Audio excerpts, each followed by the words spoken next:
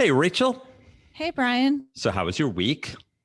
Well, we put all this work into this podcast and people say they really like it. But once in a while, we get someone who says that their favorite thing about it is the intro music, which we have nothing to do with. Yeah, my mom said that once, I think. Well, of course, people like that song. It's Meghan Trainor, and it was like written by an international team of hit makers. But you and I Totally. discuss this sometimes, and we say maybe we should replace it with something that's a little more personal and maybe something a little less copywritten by someone else. Yes. Less legal liability would be good. And also some of our friends with podcasts, they have original music and we wanted to maybe commission something.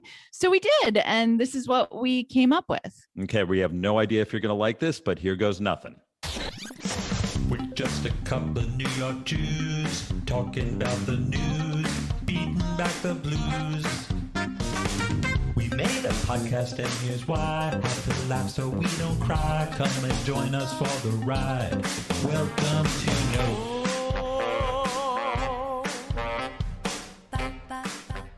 Rachel, that was amazing. Like, who made that? Brian, you know perfectly well who made it. Yeah, okay. You and I wrote the lyrics together. Obviously, you can tell. And then I wrote the music and I performed it and I sang the whole thing. So you can blame me for all that. And I just hope everyone out there kind of liked it. Like, Rachel, what's your take?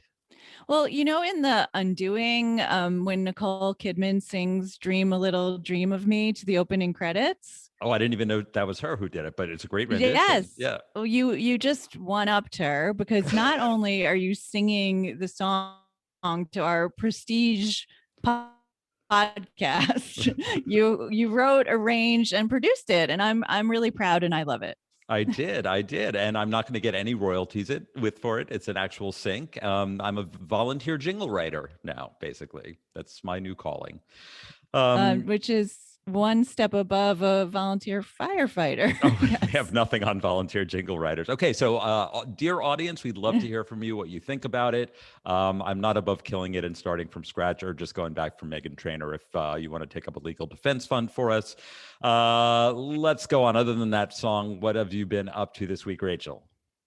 Yeah. So by the time you listen to this podcast, I will have been vaccinated or I will have gotten my first dose of the vaccine, which is very exciting. Congratulations. Yeah. Josh and I, thank you. Josh and I are getting our first dose tomorrow in Queens at the Aqueduct racetrack. Which is, yeah. Are the horses getting vaccines also? That's the thing. I texted my sister and I was like, guess what? I got an appointment at the Aqueduct racetrack. And she said, oh, I didn't realize you were that passionate about horse racing, but congratulations. And I was like, no, it's a vaccine center. But the funny thing is that even though Josh and I both qualify according to Governor Cuomo's new list of pre-existing conditions, it feels like we're getting away with something by getting the vaccine this early. I feel you're this overwhelming. We're legit. I know. You qualify. If not you, who? We qualify. I know. But the second I tell someone I'm getting vaccinated, they look at me for a moment and I could see the gears turning in their head. Like, how is this person getting it? And as if I'm performing some right. Well, they're thinking, well, grift. What do you have? To which you should think back. None of your fucking business. What I have. I know. I mean, yeah, I will just say it. I'm not ashamed of it. I had thyroid cancer 5 years ago, and Josh has pulmonary issues stemming from his hospitalization last year with COVID. So we're totally legit. And if you're questioning me, I'm giving you the side eye because I'm getting the vaccine and that's it. Well, good for you. This is a little secret that I haven't told very many people, but I'm in Miami Beach right now. My parents are going to hear about it for the first time when they listen to this podcast. I don't want to worry people. I'm having a blast. I just was going out of my mind with the 10 consecutive days of snow, and it's February, which is the worst month in New York City. And I'm very pleasantly surprised. It is as compliant here, masks and distancing, as it is in New York. I have not seen a single person enter an indoor facility without a mask.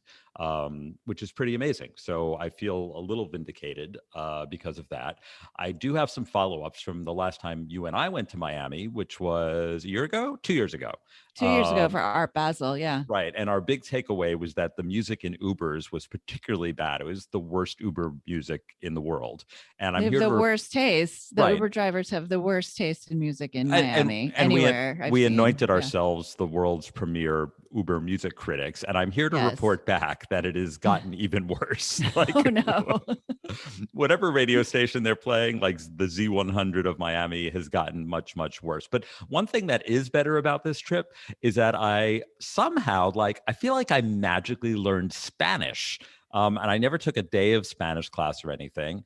And it just all sounded a little more familiar to me. And then I realized I probably learned a little Spanish by osmosis by watching hundreds of hours of Elite, the Netflix Spanish soap opera that I can't stop talking about. Spanish teenagers. Yeah, Yeah. and I know that Spanish from Spain isn't the same as Central American or Cuban Spanish or whatever people speak here, but just enough, so I got it. And then I realized, I think I'm kind of the new Hilaria Baldwin, right? You are. I basically, where is she supposed to be from? The Canary Islands or somewhere?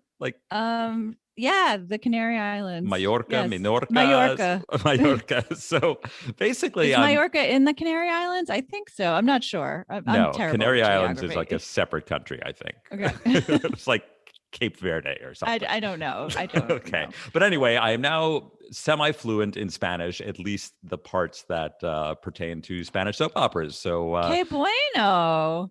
yeah, mira, I don't know. I can't say. I can listen. I can understand.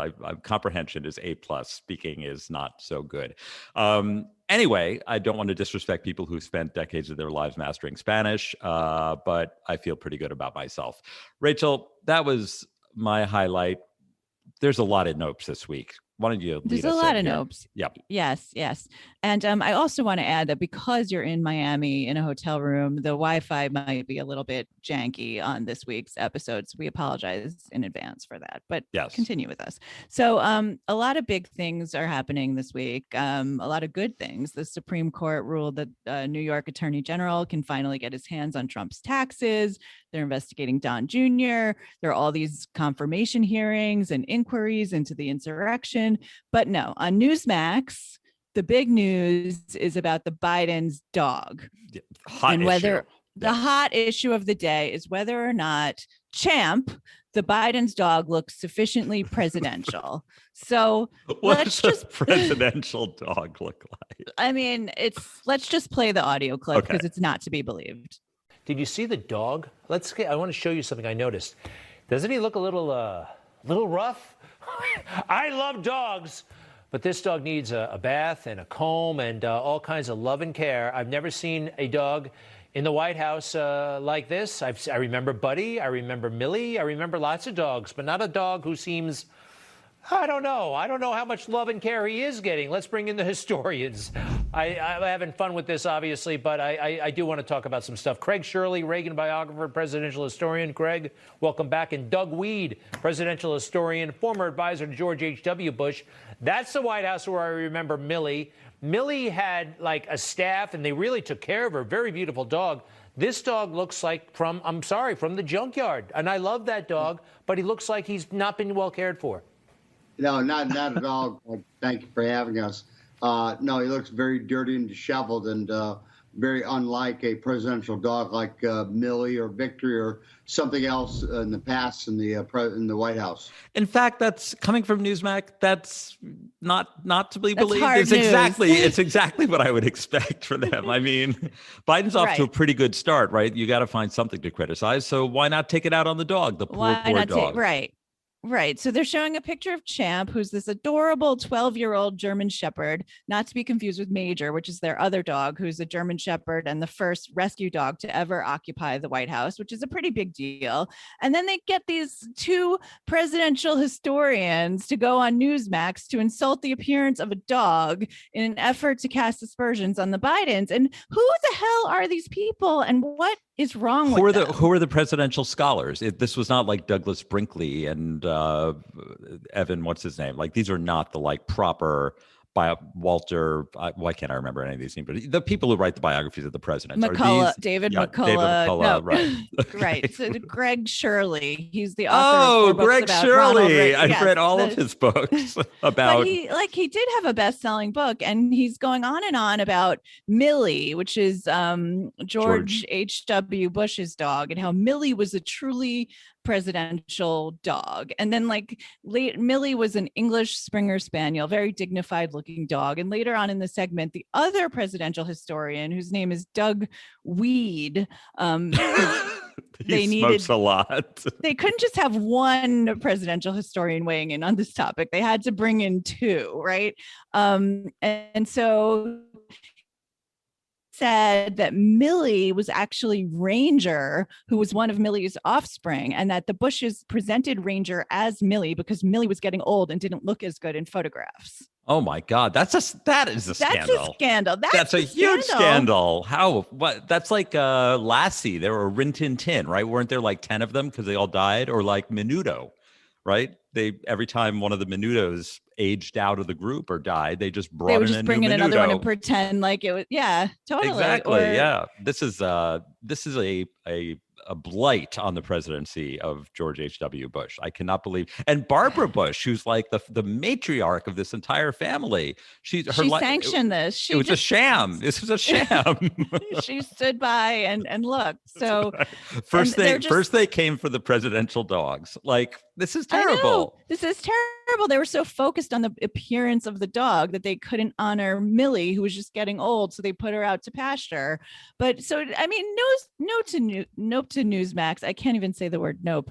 But nope to any presidential historian who agrees to go on TV to talk about the appearance of a dog, right? I mean, yeah, they should obviously. be. It's like you don't talk about the president's children. You don't talk about the president's dog. They're just there to be adored, admired. The kids of America should look up to the dog as a, and something like, don't look shame a dog. Dogs come up in all colors, creeds. Do not look genders, shame a dog. sexualities, it's not for us to judge. Like, let dogs be dogs. And totally. And the dogs, by the way, seem to be delightful and very well cared for. So I don't even know what they're talking about. And if Newsmax really wanted to be on the dog beat, they would have turned their attention and the attention of these presidential historians to the only dog worth talking about this week. And that is Ted Cruz's poodle, Snowflake, who was left home alone. I love that the poodle's name is Snowflake, because that's the epithet they use for the liberal to own snowflake. The libs, right? Yes. It goes to show that that's all they care about, just like a dig, like an insult. Is right? They are the party of trolls. I know this story, and it is appropriate that this dog is called Snowflake because of what happened to poor Snowflake this week, right? Yes. Texas was hit with this horrible snowstorm. People were freezing to death without power. So what does the Cruz family do? They fly to Cancun, and they are, he's summarily shamed and flies back. And the whole story is like a slow motion debacle culminating with Snowflake standing in the window looking forlorn. They left Snowflake in the freezing house with no heat and hot water, like just by him or herself. They say they left Snowflake with a dog sitter and that there was heat back on by that point. I don't know, but like the optics of the situation were terrible. Like, and also, doesn't Snowflake deserve a vacation in Cancun also? Like, people, why can't you take as a small dog? You could bring a small dog on a plane. Yeah, it's not like Coco, who needs like an entire row of first class. An entire jet. It's the poodle. Yeah. So like the whole thing just like spiraled out of control. Like Ted Cruz, first he blamed his daughters. And that's right. That's very classy he move. was trying to be a good dad, and so he flew to Cancun, but he was planning on flying right back. But that was a total lie. And then like Heidi Cruz's text chain got leaked to the New York Times, and the group text thread was called Lovelies, which is hysterical. It's That's like the name they give themselves as like the name of the thread. Lovelies, Lovelies. And one of the Lovelies doxed Heidi Cruz essentially. And she's, complaining about how cold it is, inviting them to join her at the Ritz-Carlton. Then she's photographed on the beach in a bikini. And just as that's happening, the Snowflake story drops. And isn't this wife like a Goldman banker? What does she need Ted Cruz for? That's what I was wondering. And why would she be in a text thread called the Lovelies? Like, doesn't she have any like self-esteem? Like, that's a terrible name. I'm sure she does not. Look who she's married to. And I am assuming she's a horrible person because she's married to him, but she can't possibly be as horrible as him because he is the worst. The nadir. The worst. He is the worst. Right. He is the scum of the earth. Right. So then like after all this happens, to clear the air, Ted Cruz goes on a conservative podcast called Ruthless that was created in the wake of the death of Ruth Bader Ginsburg. Get it? Someone actually named a podcast Ruthless, like we no longer have Ruth, so let's have a podcast called Ruthless. That is, correct. I'm vomiting in my mouth. Who would ever do that? It's disgusting. And the logo, it says Ruthless over like a picture of the Supreme Court. So it's and like by the way, given how much work Snowflake owner meets Ruthless. Given how much work we put into finding topics for this podcast, right? Like, how much is there to talk about? Like, Ruth Bader Ginsburg died, and like, okay, next week we're going to talk about what? Like, still dead? Like Amy Coney Barrett for 1 week, and then what? Like, well, it's just the name they gave to a conservative podcast that was launched in the wake of her death. It's disgusting. So Ted Cruz goes on and decides like he's going to blame the media because first it's his daughters and now it's the media. And he says, here's a suggestion. Just don't be assholes. Treat each other as human beings. Like says the guy who incited an insurrection last month. And then when his state is suffering through a huge crisis, flees to Mexico and leaves his dog in a freezing cold house and blames the media. And like, I'm just so disgusted. Like, how is this person still in the Senate? The people of Texas deserve so much better. Like, nope. Hashtag justice for Snowflake. Absolutely not. Is that a movement? No. Is that trending? Yes, justice for Snowflake. Okay. Can we shut this down? Shut it down. Okay. No mistreating dogs in the White House, in the Senate, in Texas, anywhere. Okay. So speaking of Ted Cruz, CPAC is coming up, the conservative PAC, right? It's the sort of the pinnacle. This is the Woodstock of conservative. And every year they have a theme. And this year the theme, of course, is America Uncanceled. Because of cancel Is that like culture. Unplugged? Is that like MTV Unplugged? It's like Nirvana, right? They're gonna have Ted Cruz in a cardigan, swim trunks, right? So they have the usual rogues gallery lined up to speak. Trump is going to speak. The Florida governor Ron DeSantis. The South Dakota governor, Kristi Noem, who's also despicable. We haven't really talked about her. But then if you look at the lineup that they published, there was a very unusual man by the name of Young Pharaoh that nobody had heard of. And it left some head scratching. And is it for just in time for Purim? No, that's Mordechai. No, that's Achashverosh, not Pharaoh. Not Young Pharaoh Pharaoh. is Passover. Okay. That'll be here too soon enough. Purim is closer. Okay. So funny you should mention the Jews because he has a lot to say about the Jews. Here is an example of a tweet, and I have a bunch of them. I had a huge inventory of tweets that it was like picking your babies, which is your favorite child here. So here's one. There is no historical or scientific evidence proving the existence of Jews or Judaism. It's a complete lie. Go get the best #Jewish #scholar you can find, and I'll expose #religion as being completely made up for #political gain. Emojis 100, fire, swords, #it never happened. So, this is a hot take. This is like very well researched. There's more. There's a lot more. So he also tweets the word amen, which of course it's not just Jews I use, the word amen, stolen by thieving fake Jews from the Egyptian deity amen, meaning darkness, sleep, and subconscious. The Hebrew language is made up fantasy. Well, that will come as a surprise to these 7 million Jews living in Israel who speak Hebrew, and I speak Hebrew. It is very much a language. It is not made up. I mean, it may have been, every language was made up at some point. At some point, of course. So, correct. 1 point to I can't help but agree. Young Pharaoh. Okay, now we bring it around. All the censorship and pedophilia on social media is being done by Israeli Jews. All of these big tech companies, media, and social media platforms are controlled by CCP. What is that? Soviet Socialist Republic, the old CCP, and Israel through Jewish CEO and corrupt Democrats. And then here's the final one. This is maybe my favorite. Dear Black people, we have extraterrestrial #DNA connecting and confirmation our ancestral descent. The COVID test and vaccines alter your DNA with nanotech. This will destroy your true power as well as transfer ownership of your body to a foreign entity. You have been warned. So I would say, and then he talks about frazzle drip, of course. So he fits right in. That's what I was going to say. He's absolutely mainstream, right? Right. And then there's internal contradiction here because he can't say Jews don't exist. And then he can't then say that they control the world. Like you pick a lane, like either they exist and are evil or they don't exist at all. Right. Right.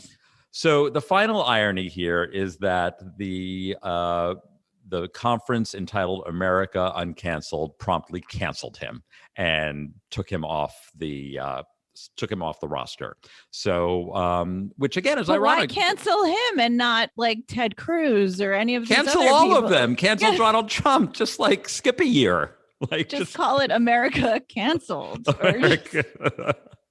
I know. It's just guys like this don't come. I mean, we thought Marjorie Q. Green was like the pinnacle of this, but then up comes more magic. Young Pharaoh Pharaoh. So they cancel the one Black guy who's basically saying exactly the same thing that they're all saying. So they're racist for canceling Young Pharaoh. If it had been young Marjorie Taylor Greene, they would be like the keynote. She probably is, yeah. Young Queen Elizabeth, sure. Put her on the throne. Give her the keynote. Put her on the dais. Yeah. But no, poor Young Pharaoh. So I'm not going to give nope to Young Pharaoh because he's doing him. I'm going to give nope to the organizers of CPAC. CPAC, who get your shit together. Figure out are you on the bus or off the bus here, because you can't have it both ways. But I saw like they put out a statement on Twitter, like the CPAC organizers saying they wouldn't name Young Pharaoh. They said one of our speakers has been canceled because of inflammatory statements he has made in the past. Which is exactly what liberals or just right-thinking people say when they disinvite someone from speaking on a campus, which all the conservatives are howling. It's canceling and censorship. Cancel cult. I know. I support CPAC's right to have whoever the fuck they want speak or not speak at their conference. Like, sure, but by those, they should like apply a uniform standard to everybody. And by those standards, every single person invited to speak at CPAC has made inflammatory or incorrect statements at some point in their life. It just does not exactly narrow it down. And like, just identify the person in the tweet. Don't leave it mysterious, So they're hypocritical and racist and evil. Okay. Yes. Nope. Okay. Nope. Nope. Okay. We'll report back next week when it actually happens. Rachel, what do you have next? Yeah. So the Golden Globes are coming up on Sunday. We got to have something to look forward to. Yeah. The start of award season. And like, I don't really care about the Golden Globes. The nominations were announced a few weeks ago. We didn't discuss it on this podcast because it's a bullshit award show run by the Hollywood Foreign Press Association, which consists of 87 people from like Russia, most of whom don't even work full time for any Russian legitimate bots. Media outlet. Yeah. It's a cartel. And the actor Gary Oldman said it best when he called the HFPA 90 nobodies having a wank. And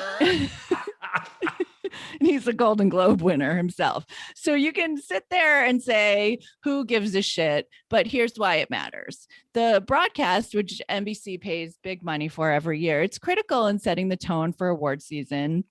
And it can really raise the visibility of actors and directors and change the trajectories of their careers. So the decisions of this small group of 87 nobodies having a wank has a big impact on the entire industry. And the HFPA, it was recently revealed, has 0 Black members and has a long and shameful history of totally ignoring work from Black creators. Like, for example, this year, I Will Destroy You on HBO by Michaela Cole, it was totally snubbed, even though it's objectively the most groundbreaking, creative, interesting show of the year. And last year, Ava DuVernay's amazing, brilliant When They See Us, which I know you watched and loved as well, about the Central Park Five, was also snubbed. So those things are just every year. It's the same thing. You would think that given that it's the foreign press and it represents, the non-American, the rest of the world get their say. There's an entire continent called Africa, which represents many, not all, of the people of color, of the Black people in the world. Sure, and you would think certainly journalists there. To the best of my knowledge, there are. Why not extend an invitation to the HFPA to a whole continent, right? Yes. And I don't want to generalize. I know not everybody, there's plenty of Black people around the world, and not everybody in Africa is Black. But suffice to say that if Africa had equal representation, they would probably find a few Black people to be in the Hollywood Foreign Press Association. Sure. So, okay, so there's that. So that's a big problem. But then you look at the flip side of it, which is what winds up getting nominated. And one of the most surprising nominations was for Emily in Paris. Did you watch Emily in Paris on Netflix? I thought it would be my kind of show, and I was warned away, probably by you first, but then by a multitude of people. It's like, but people just hate watched it during quarantine because they were so desperate for escapism. It was like Sex and the City 2, right? Exactly. And it was by the same creator. I think Darren Star. Yeah. Yeah. It was a terrible show. I felt like the way I described it was like a stale macaron that was left on the countertop that you can't help but just kind of nibble around the edges because it's so bright and shiny. And then decide you don't want it after all. It's disgusting. Yeah. And so it just, the show follows this moron American white girl played by Lily Collins, daughter of Phil Collins. She moves to Paris for work and she can't speak the language. And she's just a typical American. And it's just idiotic. So the LA Times this week had this big story about how the HFPA is a gigantic grift, and even its own members spoke anonymously to the reporters on the story to say that they were upset that a federal judge a few months ago dismissed an antitrust lawsuit that was brought by a Norwegian journalist who couldn't join the organization because they felt like it's all spiraling. The grift is all spiraling out of control. But what do they have to gain by it? Are there perks? Do they get free screeners? What are the perks? So without going too far into this particular case, the HFPA, it's a nonprofit. They're taking in they have one big thing, which is the Golden Globes broadcast, and they take in $25 million from NBC for the rights to broadcast it. And they take the money and then they pay the members for stupid shit like writing for goldenglobes.com or attending fancy events, which they should not be doing. So the article found that the HFPA members themselves collected $2 million in payments from the group in fiscal 2020 for serving on various committees, performing all these tasks. So it's like double dipping from allegedly a nonprofit. They're just paying themselves to run a nonprofit. It's like the Trump it's like the Trump Foundation or whatever. Exactly. They're robbing Peter to pay Paul, and all these journalists are, because of their, the COVID slowdown and the decades-long decline in the media business, all these entertainment journalists are getting less and less work, so they need more and more grift to pay their bills. And so it's just getting worse and worse. And they're so brazen. And every Hollywood Awards marketing expert knows that these 87 people are open to being bribed. So they do whatever they can to bribe them. And it's much easier to bribe them than to bribe members of the Academy, which is 10,000 people. And they have stricter rules. Also, those people are actually working in Hollywood. So they require some dignity, right? You can't just buy off someone. You're not just some Russian bodybuilder, which is legitimately someone who's part of the HFPA. So the Globes are like, they're basically like the former White House. And this was the big example. I mentioned Emily in Paris before, and there's a reason for it. And this is why it was nominated, I think. So in 2019, more than 30 HFPA members were flown to France to visit the set of Emily in Paris. While they were there, the studio behind the show, Paramount, treated the group to a 2-night stay at the Peninsula Hotel, where rooms go for $1,400 a night, and a news conference with lunch at a private museum filled with amusement rides dating to 1850, where the show was shooting. So then one of the show's own writers, in the wake of the nominee announcements, Deborah Kopeikin, she wrote an op-ed in The Guardian that she couldn't believe that her own show was nominated and I May Destroy You. Because it was shit. So the Globes will be on Sunday night. I don't think I'm going to watch it. I'm not going to watch it. No, I don't have time for that. I'd rather I'd rather rewatch anything, the great literally show. anything else. Yeah. So, I mean, Amy Poehler and Tina Fey are hosting again. And I don't know. I think now that this is all out there in the open, it would be really nice if everyone in the entertainment industry going forward agreed to boycott the Golden Globes unless they institute some serious reforms and expand their membership base, because it's disgraceful. It's gross. This was funny, but honestly, I have trouble getting my dander up about such nonsense. Like, just let it die. It is. No, I know it should die. It should die. Just kill it. Nope. Yeah. Nope. Absolutely okay. not. So I'm going to wrap up my portion with, we were talking last week about the difference between 2020 and 21 and how it's just a continuation. Well, I have the most 2021 story ever. And by ever, I mean a month and a half into the year.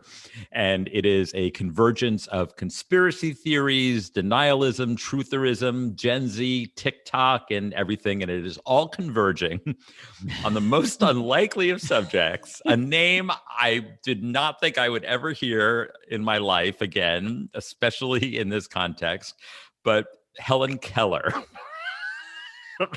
The great author, activist. Okay. She lived from 1880 to 1968. We all know what her deal is. I did a little research. She co-founded the ACLU. Did you know that? She wrote 14 books and hundreds of speeches. And the Helen Keller National Center for Deafblind. Brilliant woman, amazing. Is in Sands Point, right? Brilliant woman. Right by where we grew up. The Helen Keller Center is right in Sands Point, like 5 minutes from where I grew up. We went on a school field trip there, I remember. Yeah. So she's a national treasure.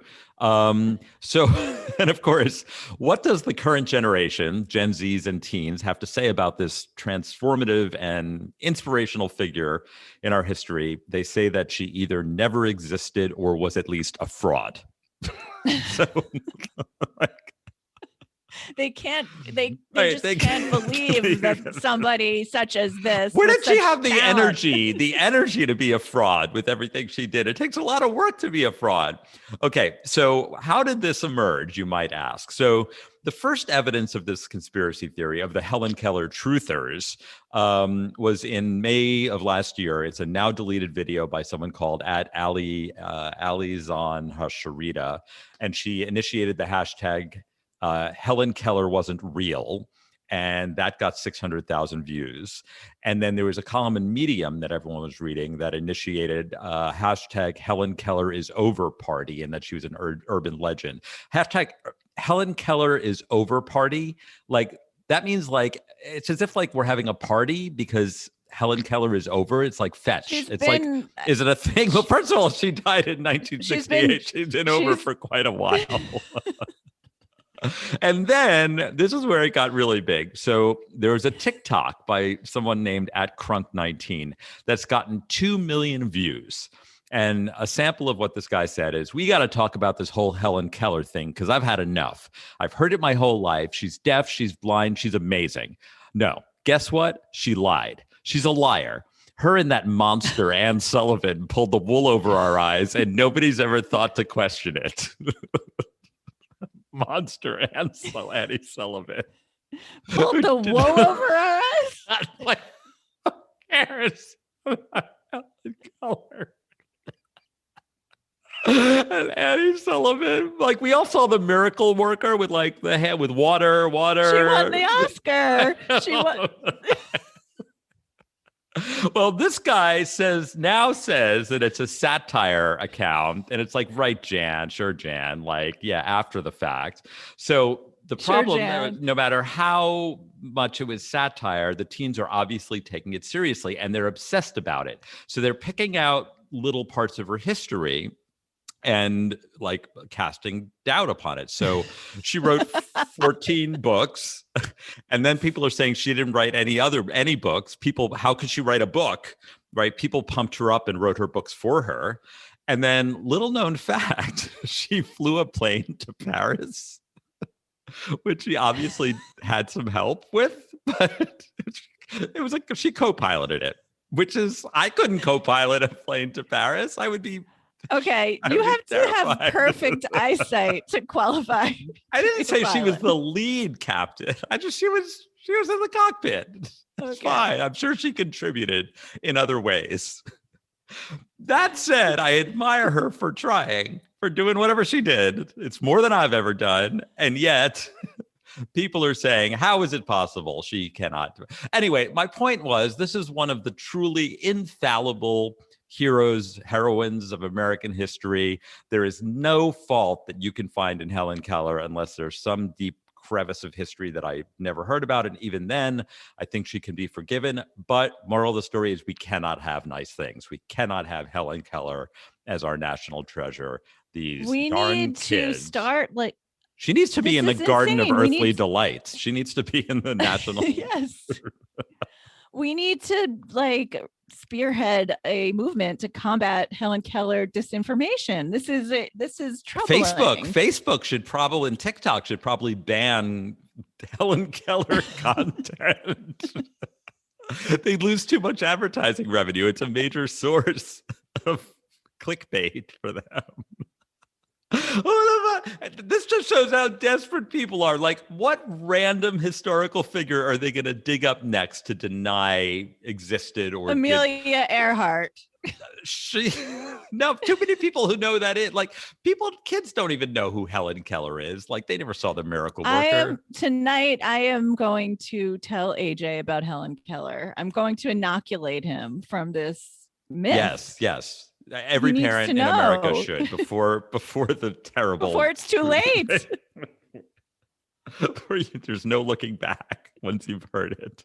Okay, shut this down. No. Wait. Oh, did you have one little addendum to this? Because we're running out of time. Yeah. Well, I was going to talk about how this is very quick, but like in just sort of in light of what you were saying about these Gen Z-ers, they're also side part shaming millennials. They're saying side part, like parting your hair. Like I always part my hair on the side towards the left because that's where my natural part is, but like they're parting it in the middle and saying that. But that's like very 70s, right? They're retro. So they're saying people from the 80s and 90s are square because we're doing side parts. And then it gets cool. It's like, you know what this is like? It's from like 22 Jump Street or whatever, where like kids, we used to wear the backpack with one strap on our shoulder, and now the kids wear it with two straps. And when we were kids, like do whatever you want, but don't shame people for doing the other thing. Part wherever you want, strap it on however you want. Like, it's your life. Like, what? It's your life. And it's all these kids who are saying like, we shouldn't shame anyone because of their body or their gender preference. And I agree with all of that. And yet when it comes to hair parting, suddenly they're, they've got lots to say. Skinny jeans. They hate like, skinny okay, jeans. Boomer with skin. They hate skinny jeans. Oh, there's a million. I get sucked into the BuzzFeed articles about like, here's 50 things that millennials say Gen Z hates, and I'm just choking on it. Like, it's fascinating. It's just and gruesome and gruesome at the same time. Okay, so nope, shut down all those people. Thank you very much. Okay, that is a full week's worth of Nope. Let's move on to the upsies, a little rays of light, the little beacons of hope that got us through the week. Rachel, you have a yummy one this time. You do a lot of food. Yes, I do a lot of food things because it's really been cooking is the one thing that really brings me joy. And I made French onion soup this week, which I know you love as I well, do. because it's kind of just But I can't like eat the bread, so I eat it it's just like a mound of cheese in onion it's just, soup. yeah, right. It's a vector for melted vector. Gruyere cheese. And I mean, making French onion soup is a whole schmagoo. It's like a multi-hour Do you have process. the But special crock? Like, don't you need a yeah, crock? well, I did it in the instant pot, which cut down the time significantly, but it was still a whole thing. And then I had French onion soup for like 2 nights in a row for dinner, and it was like truly delightful, and Josh loved it too. And so I highly recommend to anyone making it. I'll put the recipe in the show notes. If you have an instant pot, it cuts down the time significantly. Ooh, now I'm hungry for French onion soup. Here's mine. It's a very strange one that I don't expect anybody will take my recommendation up on, but it is a series that's on Netflix or similar, and it's called Stath, Stath, Let's Flats, like he rents apartments. It's British, as you can tell. And it stars the guy from Fleabag, the guy with the big teeth, with the ugly guy from the first series. Yeah, from the first episode. Well, yeah. he's a comic genius, and he doesn't really have those teeth. Those are prosthetics. Right, of course. And I'm always on the lookout for new Britcoms, and when I find them, I just devour them in one night. So this is a guy he portrays, and I think really is, from Cyprus, of Greek descent. His sister plays his sister. There's a father as well, and they run like a rundown real estate agency in London. And he is like a real estate agent for like renting out shitty apartments. And he is just a complete idiot. Like a Michael Scott or an Alan Partridge, if you know who that is, just like a bumbling fool. But like those two characters. It sounds great. This sounds like right in my wheelhouse. This show sounds incredible. Oh, it's cringe comedy. Like you watch it and you're like, no, oh, that's so funny, right? But he's pitiable and strangely sympathetic and likable, and you want him to succeed. So I do recommend, you will never remember the name of this, so check the show notes, Stath, Let's Flats. In fact, when I was trying to write it down on this, on my notes here, I had to look it up like 5 times because I couldn't remember his name or the name of the show. Anyway, please check that out. Okay. That's all we got, right? That's all we got this week. Yeah. Okay, so I think we're gonna try the same song we're gonna do a karaoke version as the outro. So we'll see. You'll get another chance to hear the music, but without my horrible warbling this time. And we'll see how you like that as well. Loved it. Yeah. Okay. Well, anyway, thank you for listening. If you've enjoyed this podcast, please rate, subscribe, review, tell someone in person. That's the best way to spread the word. Where ratings have been great. They continue to go up, and we're really grateful to you for supporting us. Let's see. It's been a terrible week, but it's been a fun podcast to record. Thank you for listening. This has been Nope, the podcast where we shut it down.